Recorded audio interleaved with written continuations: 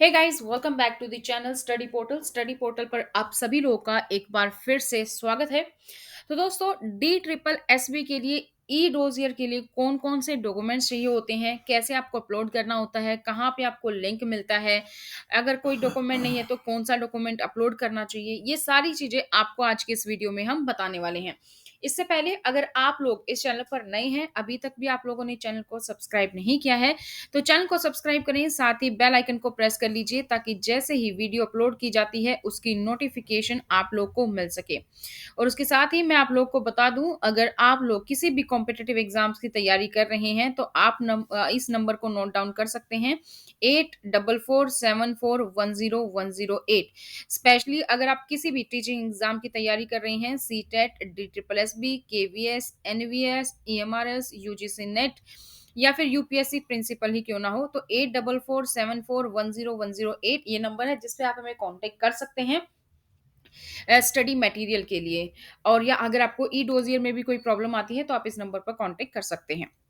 तो सबसे पहले बात करते हैं कि ये ई डोजियर जो है वो क्या होता है। तो ई डोजियर जो लिंक है वो उन्हीं लोगों के लिए एक्टिवेट किया जाता है जो बच्चे प्रोविजनली शॉर्टलिस्टेड होते हैं ई डोजियर अपलोड करने के लिए। यानी कि जब आपका डी ट्रिपल एस बी का रिजल्ट आया, चाहे किसी भी लेवल का हो, तो जो आप जो कट ऑफ मार्क्स हैं उसको आप पार कर लेते हैं, आप सेलेक्ट हो जाते हैं रिटन टेस्ट में, तो उसके बाद आपका डॉक्यूमेंट वेरिफिकेशन होता है, तो जिसके लिए आपका ई डोजियर आपको भरना होता है।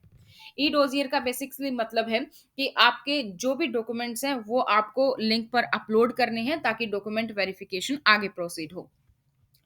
तो जो भी शॉर्टलिस्टेड कैंडिडेट होते हैं वो उनको ई डोजियर लिंक पे क्लिक करना होता है और वहां पे उनको अपने सारे डॉक्यूमेंट्स अपलोड करने होते हैं। इस तरीके का नोटिस आता है जब भी रिजल्ट आता है और उसमें ई डोजियर के बारे में लिखा होता है, बाकायदा डेट्स के बारे में भी लिखा होता है कि किस डेट से किस डेट तक आपको ई डोजियर को अपलोड करना है। तो इसमें आपके educational certificate, professional experience, degree, marksheet, इस तरीके से काफ़ी सारे डॉक्यूमेंट्स हैं जो आपको अपलोड करने होते हैं। जनरली इसमें आपको 10 से 15 दिन का टाइम दिया जाता है। तो ई डोजियर कहाँ पर आपको मिलेगा, ई डोजियर का लिंक? तो जैसे ये आप वेबसाइट देख सकते हैं ओएआरएस, ये वाली वेब एप्लीकेशंस में जब आप इस वेबसाइट पर जाएंगे तो यहाँ पर आप करेंगे क्लिक टू साइन इन। जब आप क्लिक टू साइन इन पर यहाँ पर क्लिक करेंगे तो यहाँ पर आपको क्या क्या डिटेल्स चाहिए, आपका टेंथ का रोल नंबर, आपकी टेंथ की पासिंग ईयर, आपका पासवर्ड क्या बनाया था वो, आपकी डेट ऑफ बर्थ, और आप उससे सारी की सारी डिटेल्स यहाँ पर आपकी ओपन हो जाएंगी। ओपन होने पे जब आपका इस तरीके का कुछ ये ओपन होता है जहां पर आपने देखी इस तरीके से यहाँ पर अप्लाई किया होगा, क्वालिफिकेशन का लिंक है, upload photographs, edit application, final submission, online payment status, तो ये सारी चीजें आपकी ऑलरेडी हो चुकी हैं। यहाँ पर है ये ई डोजियर, इस ई डोजियर के लिंक पर आपको क्लिक करना होता है।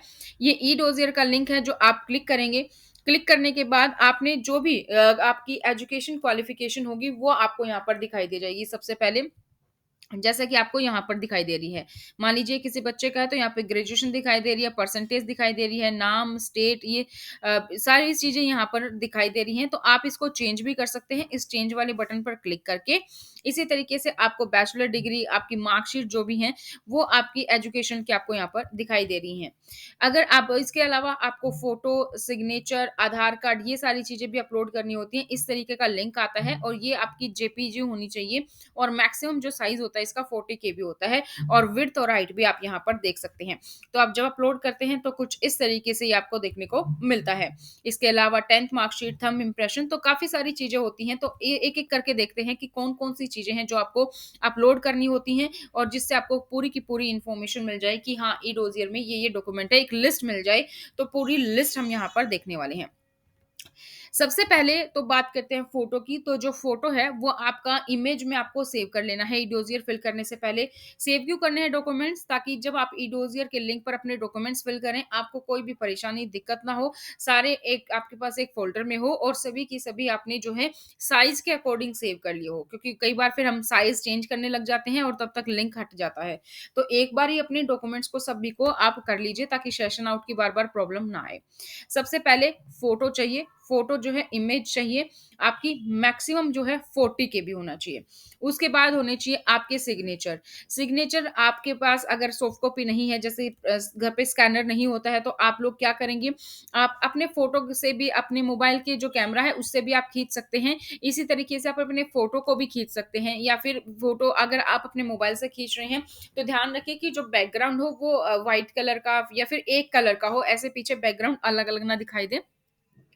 तो उससे भी आप अपना पासपोर्ट साइज़ फ़ोटोग्राफ बना सकते हैं, या पासपोर्ट साइज़ फ़ोटोग्राफ है तो उससे आप अपने कैमरे से जो है खींच लीजिए और उसको क्रॉप करके बाकायदा अच्छे से उसका आप 40 केबी के अकॉर्डिंग उसको सेव कर लीजिए। ठीक इसी तरीके से सिग्नेचर में एक प्लान A4 शीट लीजिए, व्हाइट शीट लीजिए और उसपे साइन कर लीजिए और उसको आप अपने मोबाइल के कैमरे से खींचकर उसका साइज़ भी आप मैक्सिमम 40 केबी कर ली फ 20 केबी कर लीजिए। उसके बाद आधार कार्ड चाहिए। आधार कार्ड का साइज़ जो है आपका मैक्सिमम 2 एमबी होना चाहिए। आधार कार्ड सबके पास होता है हार्ड कॉपी। आप उसको दोनों साइड यानी कि फ्रंट और बैक दोनों ही चाहिए होता है। तो वो आप एक पेज पे करके उसको आप सेव कर लीजिए, या फिर आप अपना ई-आधार कार्ड भी डाउनलोड कर सकते हैं। उसके बाद आपकी 10th की सर्टिफिकेट चाहिए होते हैं डेट ऑफ बर्थ प्रूफ के लिए, तो आप इसमें मैक्सिमम साइज़ जो है इसका भी 2 एमबी चाहिए, तो 10th सर्टिफिकेट ज़रूरी है। थंब इम्प्रेशन चाहिए होता है। थंब इम्प्रेशन भी आप उसी तरीके से ले सकते हैं। A4 साइज़ की आप शीट लेंगे, उस पे अपना थंब लगाएँगे, जो भी इंक होती है उससे, और आप अपना थंब इम्प्रेशन रिकॉर्ड करके 40 केबी इसका भी आप साइज़ कर लेंगे। आगे है कास्ट सर्टिफिकेट। कास्ट सर्टिफिकेट आपका, अगर आपने किसी कास्ट के लिए क्लेम किया है, उसके पोस्ट को आपने क्लेम किया है, यानी कि आप ओबीसी हैं, नॉन क्रीमी लेयर, या फिर आप एससी हैं, एसटी हैं, तो वो सर्टिफिकेट चाहिएगा। उस सर्टिफिकेट को भी आप अपने पास सेव रखें। अगर आपने हैंडीकैप है आप और उसके लिए आपने पोस्ट अप्लाई की थी, उसमें आप सेलेक्ट हुए हैं, तो हैंडीकैप का सर्टिफिकेट भी चाहिए। या फिर आप गवर्नमेंट सर्विस या फिर एक्स सर्विसमैन हैं, आपने उसका रिलैक्सेशन क्लेम किया था, तो वो सर्टिफिकेट आपका चाहिए। एडमिट कार्ड बहुत ज़रूरी है यहाँ पर। कई बार डीएसएसबी क्या करता है, बाकायदा वेरिफ़िकेशन नॉर्मली वेरिफ़िकेशन भी एडमिट कार्ड से करवा लेता है। एडमिट कार्ड से क्या फ़ायदा होता है, वो वाला एडमिट कार्ड जिस पे आपने वहाँ पे थंब इम्प्रेशन लगाया होगा, सिग्नेचर किया होगा।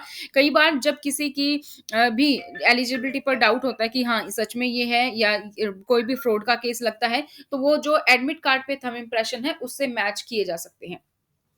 तो एडमिट कार्ड की कॉपी ई डोज़ियर के टाइम पे बहुत ही इंपॉर्टेंट है। तो एडमिट कार्ड आपको बहुत ही सँभाल के रखना होता है। जब भी आप अपना एग्ज़ाम दे के आते हैं, तो ये आप हमेशा सँभाल के रखें। उसके बाद एजुकेशनल डॉक्यूमेंट्स आपके जिस भी लेवल से आपने फिल किया, ग्रेजुएशन से फिल किया तो ग्रेजुएशन होगा, पोस्ट ग्रेजुएशन से फिल किया तो पोस्ट ग्रेजुएशन होगा। तो यानी कि आपकी जो भी डिग्री, पोस्ट ग्रेजुएशन डिग्री है, फिर बीएड है, तो उससे घटते हुए जो भी आपकी हाईएस्ट है और उसके लोवेस्ट तक आपके सारे डॉक्यूमेंट्स चाहिए।